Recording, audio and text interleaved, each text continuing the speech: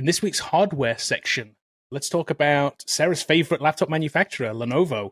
They demoed what they are calling a ThinkBook transparent display laptop. It's a prototype at this point, so doesn't have a real name, because we know Lenovo would come up with a better real name than that, like they did with that other one. I don't know. I don't think so. I think that might be the name. I love Lenovo, but ThinkPad Slim Pro 9i, is not cutting catchy. it.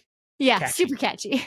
So this was shown at MWC in Barcelona, Spain this week. It is a 17.3-inch see-through micro LED screened laptop. And apparently the screen can go from 55% transparency to fully opaque, although the demo apparently didn't do the fully opaque trick. So fully opaque meaning like it goes solid, right? So it looks like a regular laptop screen, essentially, but it can also be see-through. But the demo apparently didn't quite work that way. But that's kind of in there. Like, apparently it can, but it didn't. But, still concept piece. Still concept prototype, yeah. These windows don't break, Exactly, yes, as Elon throws the ball. Right. The keyboard on this was interesting too. So it doesn't have an actual physical keyboard. It had what is essentially a drawing tablet attached to it that then has, for the keyboard part, has a projected keyboard onto it, which is kind of interesting. So it projects from the top, like down to the screen, down onto the thing, and this is going to be a desired thing for some people, and some people are going to hate it. Right, this is going to be like, because it's non-tactile, it's a flat surface touching on. It's going to be like your phone, I guess. It's just a screen ultimately. They already have this bit, by the way. Like, this yes. part, like the keyboard, and I've typed on it. It's a little awkward at first, but you get used to it actually really quickly. Yeah, well, I think it's the same argument. What? Does it work? Is it fast? Yeah, it worked great. Yeah, I mean, because I can type 80 words per minute or whatever, and I was like, fine. Oh, we had the same arguments around phones, if you remember, when the iPhone came out. We went to like keyboard on a screen. We were like, well, no one's going to use that. It's terrible. And now there's no physical keyboard. So I know, right? I could see that. I could see that being a thing. I could see that people changing to that. Yeah. I could see that being a future thing. But it's a hard, you got to actually adjust to it. So that's a thing. Yeah. It's interesting. You like to say they already have it. It's really the screen in this thing that is for sure. That's the big selling point here. One of the limitations I saw, the screen's only 720p. Again, prototype, so maybe a future version can be better than that, but if they launched it with a 720p screen, that's going to kill it. That's just not going to fly. That's way too low resolution. Like I said, it is a prototype, no current plans for release at this point. Unlike the transparent TVs we saw at CES this year, which are coming out, this is just a concept. So Sarah, what do you think?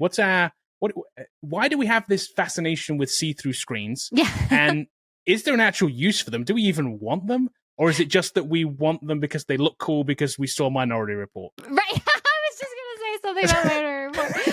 But, you're not far off. I think, we watched Tony Stark do his, Apple Vision Pro demo. And, we kind of like that spatial computing. And I think this kind of gives us a little bit of that spatial computing feel without, having to wear big glasses or whatever. And so I think that's going to be part of the appeal. The one thing that I did read about, and like I said, I didn't get to see it in action. Someday I'll go to MWC, but is the ability to basically flip the screen around. So I'm looking at the screen and I'm sitting across from somebody, I could push a button and now they're looking at what I was looking at. And I can see that being a really cool feature for, anything doctor's office. Hey, sign this, and it just flips around and you sign on the thing and then it flips back. So I can see that, but that's not really utilizing the transparency of it. But right. The reason it's transparent is because it's got kind of that glass on both sides. So I think I would see that more in a use case. The other thing that we saw, when I think it's kind of showing here too, but with drawing, you can see through it if you've got something over here that you're trying to draw. I'm not an artist, but my daughter is, and I could see that being super helpful as you're seeing through it. But the same kind of thing that I kept thinking when I was at CES, it's great, I've got this transparent TV that I'm going to mount on my wall.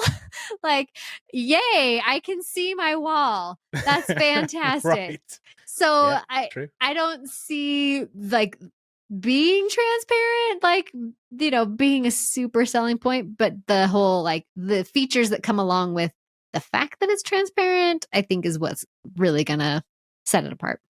Yeah, I think the form factor is wrong. I don't think this will ever work as a laptop. But like you were saying, at a doctor's office, you have a specialty screen that does something. Yeah. It's kind of cool that it's transparent. You can still see the person sit behind it. Retail displays, signage, those kind of things work really well. Yeah. If you have a driverless car, if we ever get to level 5 driverless cars and they can drive themselves, then you can turn a windshield into a screen. Right. But you could still see outside. I think all of those things it's kind of cool in that regard. But like, would I want to crack open Visual Studio and code on a transparent laptop? Yeah. I think my eyes would be bleeding after an hour.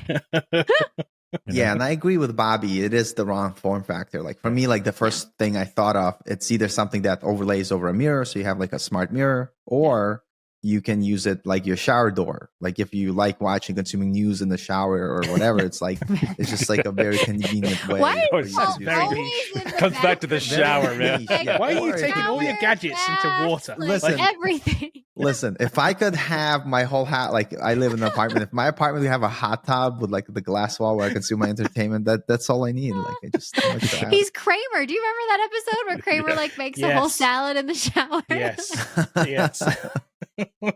I mean, listen, when I was a little kid, this is going to be like crazy, but like when I was a little kid, my fantasy that I had was to live in a place where the whole room is like an Amazonian forest shower / bath thing. That's all like I used to think about. Like, how cool would it be? You walk in, you're in the forest, and it's like rain is your shower, and that's all I fantasize about. One day, Paul, you'll get one there. day, one day I'll get there. Yes. Yeah, to me, it seems like it's in the realm of like, for me, like foldable phones or 3D TV, like things that are going to be kind of short lived while technically possible. Like, we don't actually really want them.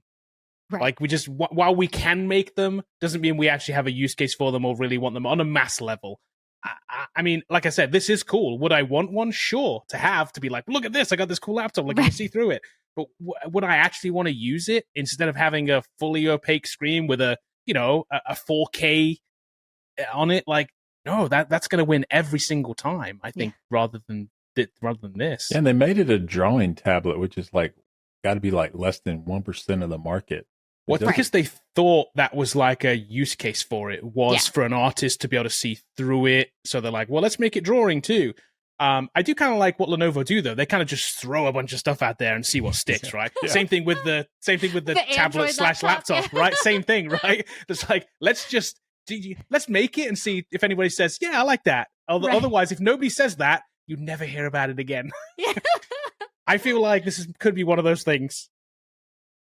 Yeah, like a long time ago, Lenovo had a phablet. Like I did a YouTube video on it too, and it was like the first, before like the Note came along, but it was huge. And then like they just never did anything with it. Yeah, they're like, no one's going to make phone calls on this. Yeah. Like that's.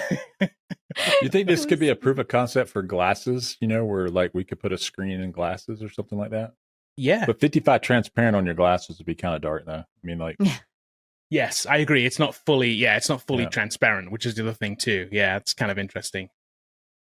Yeah, we'll see. I don't know if we ever see this like as an actual product in this form factor. Again, maybe like you say, the keyboard's already a thing you can get on some of the laptops. The drawing tablet part, it's just the screen part is the new part. And maybe this isn't the form factor for this. Maybe we see it in more niche things. Right. In the future, we'll see. Yeah, I would love Paul's to see shower the keyboard. Concept. I'd love to see the keyboard in home entertainment when you walk up to your television and you can type the password in when you forget it for some of those apps. That'd be awesome. I never want to type a password in again. I only want to do the QR code version. I know. I never want to do the password version. Once they don't do it, and you're like trying to hit back and forward and up and down. Yeah, ESPN. Yeah. All of my passwords are well over 20 characters. Yes. I hate typing in passwords. So for my Roku, I actually threw the remote away and just used the app because you can pull the keyboard up. Right. And type on it. So if you're searching YouTube or whatever, you can. Yeah. I got this at CES. The Roku dog toy. Plushie Roku. Okay. That's about what the remote's good for. Exactly. Let the dog chew on it. So the app's pretty good though.